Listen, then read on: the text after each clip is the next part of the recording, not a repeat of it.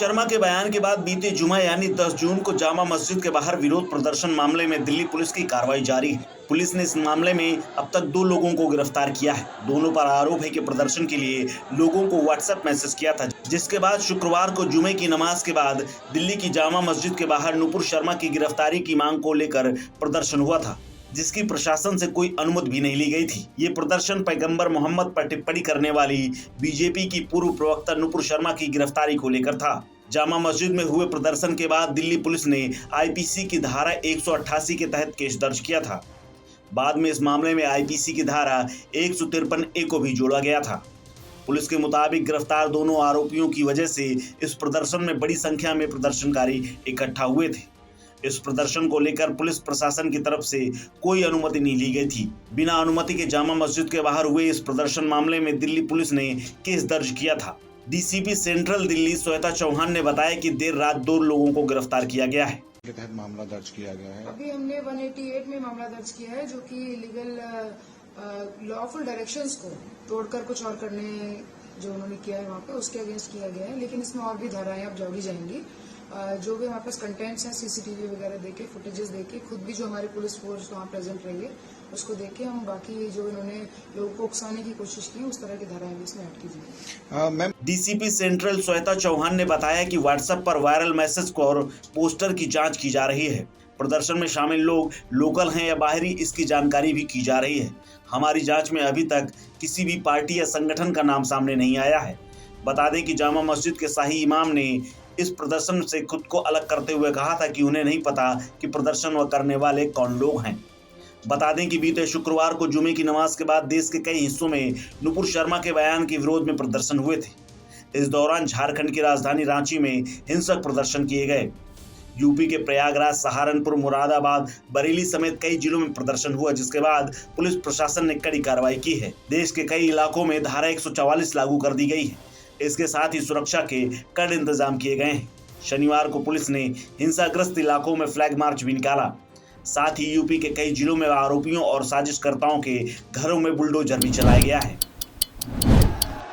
पैगंबर मोहम्मद पर टिप्पणी के बाद से नुपुर शर्मा के खिलाफ 10 जून को जुमे की नमाज के बाद उत्तर प्रदेश में भड़की हिंसा को लेकर अब समाजवादी पार्टी के सांसद एसटी हसन का बड़ा बयान सामने आया है। उन्होंने इस हिंसा के पीछे अंतर्राष्ट्रीय साजिश होने का शक जताया है। सपा सांसद ने कहा कि मुझे संदेह है कि भारत को कमजोर करने के लिए कोई महाशक्ति यहाँ रहने वाले 2 बड़े समुदाय के लोगों को आपस में लड़वा रही है।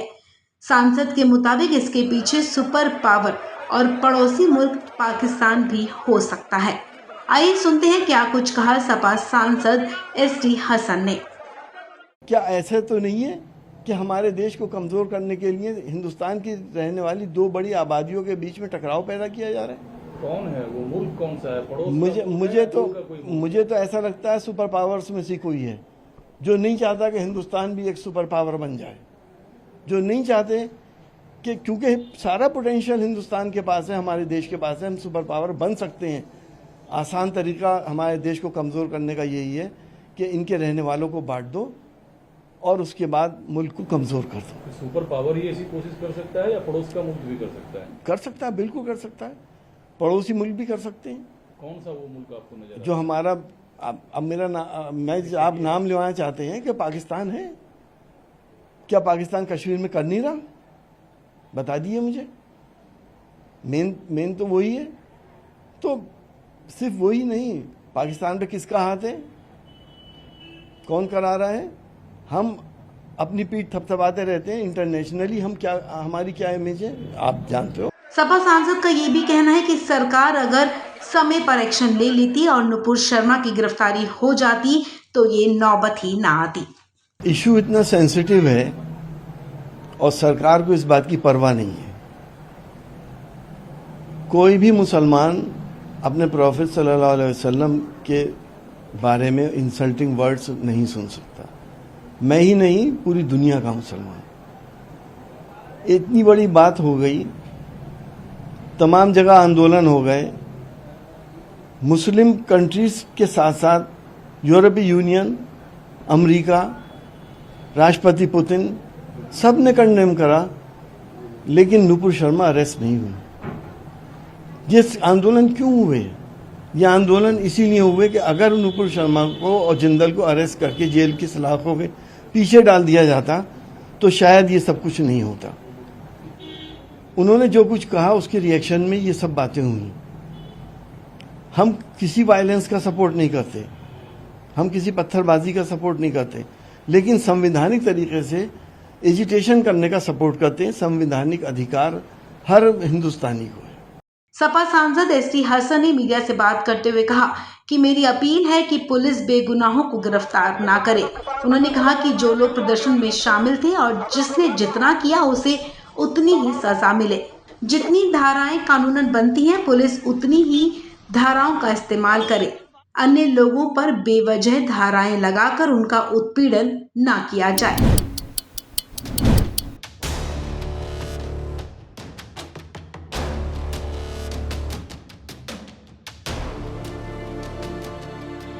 उत्तर प्रदेश में हिंसा के बाद पुलिस का एक्शन जारी है।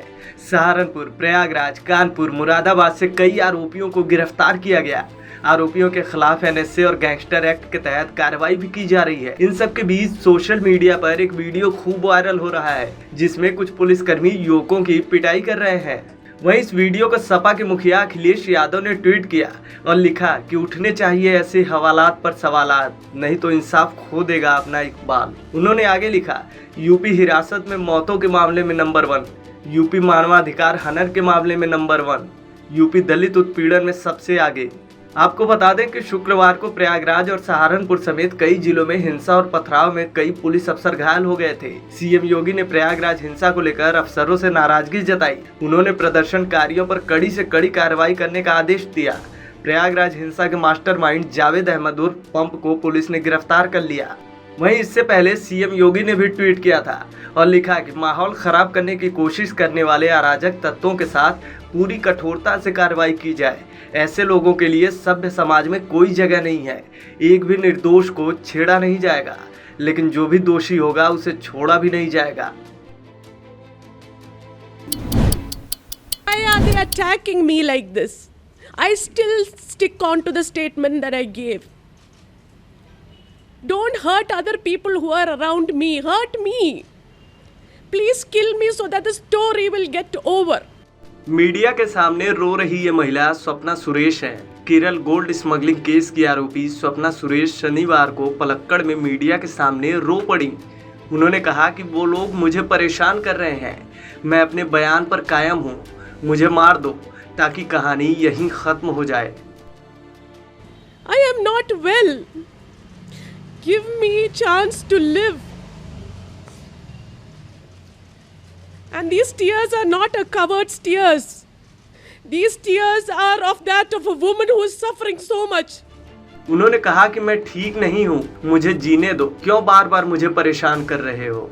उन्होंने रो रो कर मीडिया के सामने कहा कि मुझ पर आतंकवादियों की तरह निशाना साधा जा रहा है और कितने आरोप मुझ पर लगाओगे। मेरे पास इतने पैसे नहीं हैं कि मैं एक एक करके वकील बदलती रहूं। मैं आज भी अपने बयान पर कायम हूं।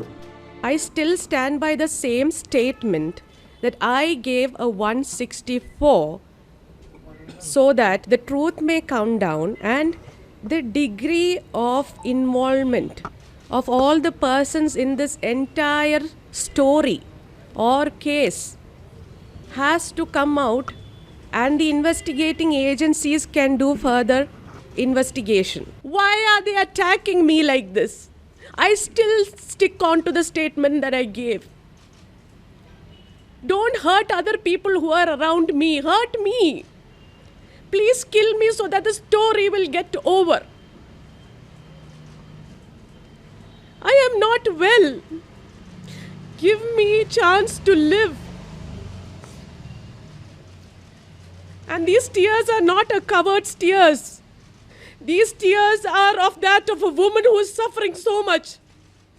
Why are you doing this to my lawyer also now? You should have done this when the Facebook post came out. You should have done this then. You should not have done this when the audio clip came out. The audio clip says it all. Shaj Kiran told us that the lawyer will be affected. I don't have so much of money to keep changing lawyers after lawyers. All the lawyers were bought, I guess, now. दरअसल स्वप्ना सुरेश ने 7 जून को केरल के मुख्यमंत्री पर गंभीर आरोप लगाए थे और कहा कि 2016 में पिनराई विजयन को उन्होंने नोटों से भरा बैग दिया था। वहीं कस्टम अधिकारियों ने 13 करोड़ रुपए का सोना डिप्लोमेटिक बैगेज से बरामद किया। पुलिस को पता चला कि सोना तस्करी करने वाला गैंग मॉडल्स और अभिनेत्रियों के जरिए सोने की तस्करी कर रहा है। पुलिस का कहना है कि जांच में पता चला कि स्वप्ना सुरेश ही डील वूमन है, जिसके बाद गोल्ड स्मगलिंग केस का मुद्दा गरमाया हुआ है। कोरोना अभी पूरी तरह से खत्म नहीं हुआ है। देश में पिछले कुछ दिनों से कोरोना के नए मामलों में तेजी से बढ़ोतरी हो रही है।